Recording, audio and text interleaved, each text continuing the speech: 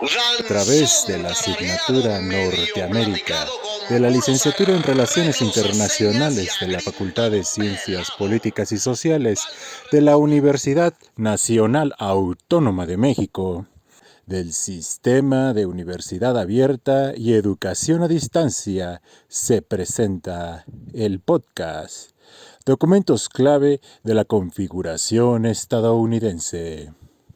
Muy buenas y bienvenidos sean todos ustedes. Mi nombre es Jean-Baptiste y en esta ocasión tenemos como invitado especial al sobresaliente estudiante de Relaciones Internacionales del UNAM, nuestro atractivo heterónimo Jean Van Jam.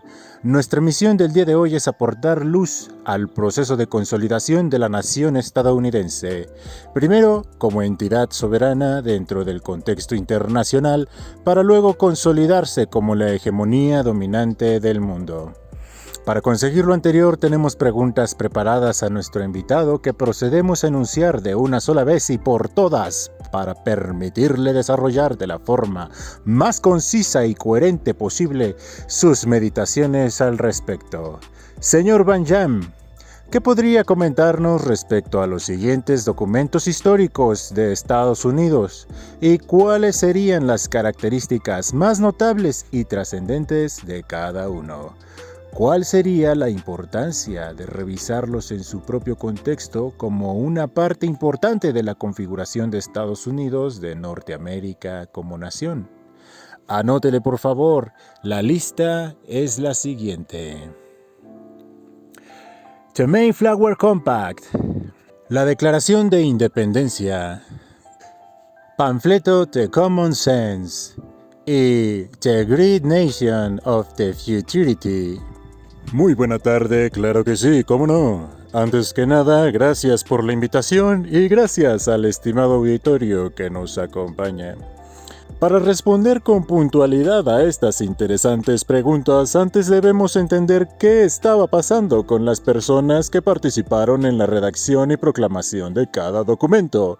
Por ejemplo, cuando los peregrinos del Mayflower llegaron al territorio americano, esperaban encontrar una colonia establecida en Jamestown, Virginia, pero las condiciones del mar arrastraron la nave inglesa y a todos sus ocupantes a 200 millas al norte de distancia de su destino, en Plymouth, Massachusetts.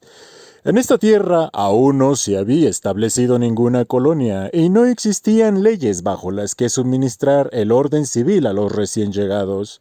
Es probable que de contar con los recursos suficientes, al mejorar las condiciones climáticas, la nave continuaría con su viaje a su destino original, pero no.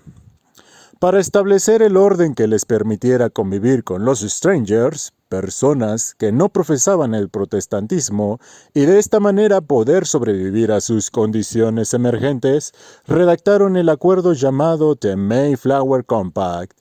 Al menos así lo relatan más o menos la mayoría de las fuentes oficiales, pero la realidad más profunda del problema radicaba en el hecho de un pequeño puñado de strangers contratados como sirvientes, los cuales debían prestar su servicio como esclavos durante 7 años a sus amos en los asentamientos de Virginia, según sus contratos.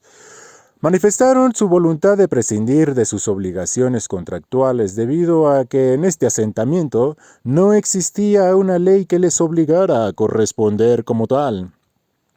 Es así que el Pacto Mayflower se volvió un estratagema de una minoría calvinista para restablecer su control sobre el resto de los colonos que se establecerían en la región desde entonces y en adelante.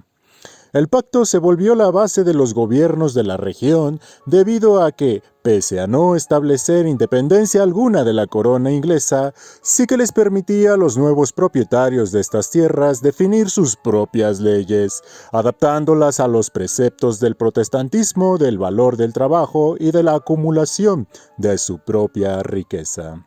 Pasaron los años y las colonias del Nuevo Mundo, ya fuera que pertenecieran directamente a la corona inglesa o no, consolidaron su prosperidad y riqueza. Pero en el Viejo Mundo las constantes batallas por la hegemonía entre las potencias mermaban con frecuencia los recursos de la corona.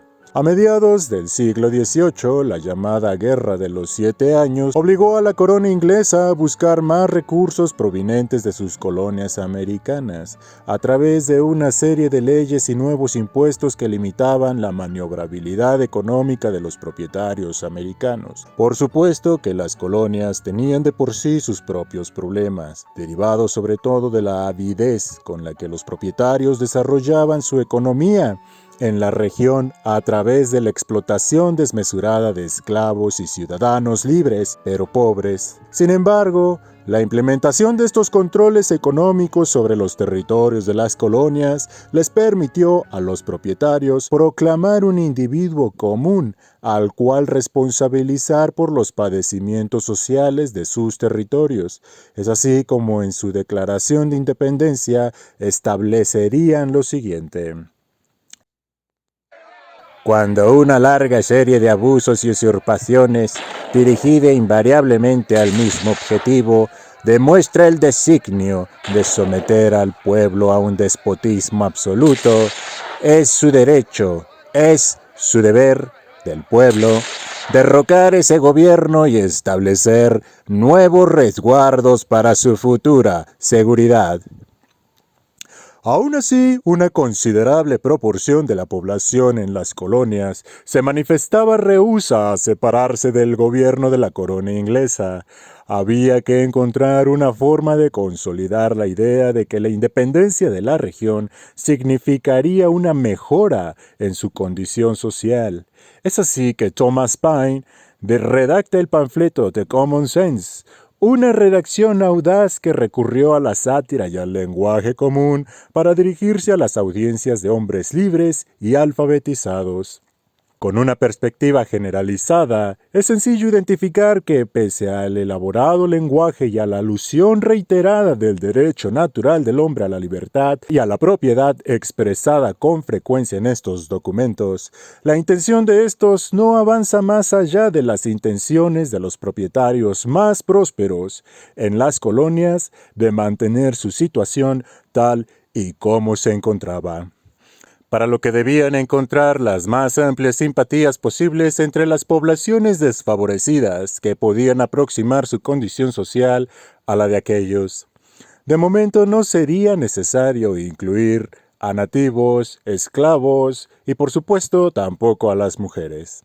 En 1839, John L. O'Sullivan publica The Great Nation of the Futurity, un pequeño ensayo donde expresa con avidez todos los méritos consagrados para la nación estadounidense.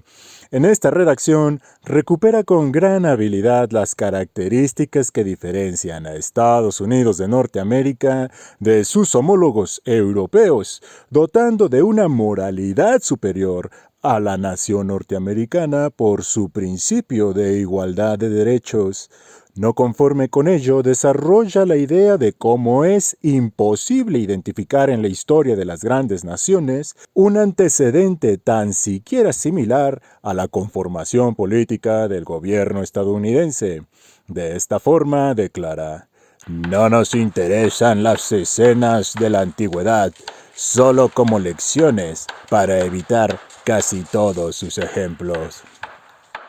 Al respecto de este fenómeno, casi un centenar de años después, Antonio Gramsci desarrolla el concepto del americanismo, respecto al cual estableció las siguientes precisiones. Los inicios de la vida independiente de los Estados Unidos están marcados por el surgimiento del americanismo, como un nuevo tipo de hegemonía distinta a la de sus pares europeos, que acompaña la forja de la nueva nación de la mano con un proyecto profundamente capitalista.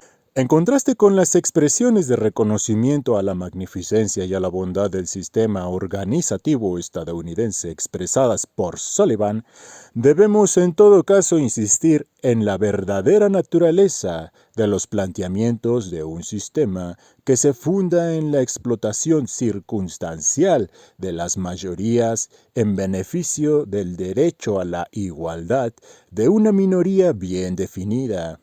En sus propias palabras, Sullivan declararía sus inquietudes al respecto de la siguiente manera: ¿Cuántas naciones han tenido su decadencia y caída? Porque la igualdad de derechos de la minoría fue pisoteada por el despotismo de la mayoría. Conclusión.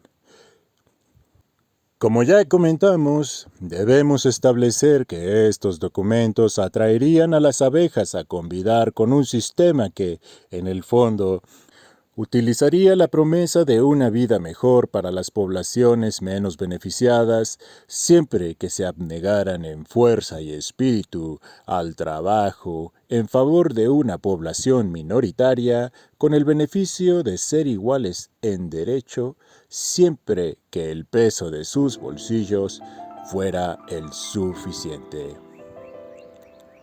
Señor Banjam, le agradecemos mucho esta interesantísima disertación.